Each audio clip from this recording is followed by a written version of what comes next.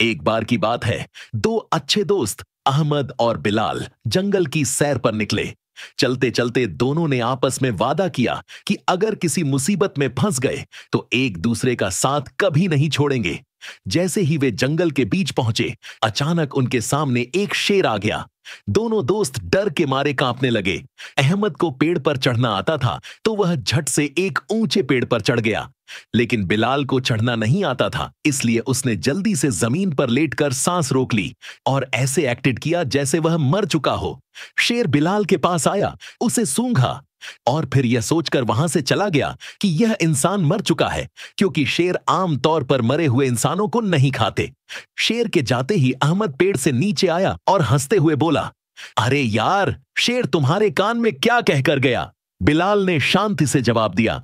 उसने कहा, ऐसे दोस्तों से दूर रहो जो मुसीबत में तुम्हें अकेला छोड़ देते हैं। शिक्षा, मोरल: सच्चा दोस्त वही होता है जो मुश्किल समय में आपका साथ न छोड़े।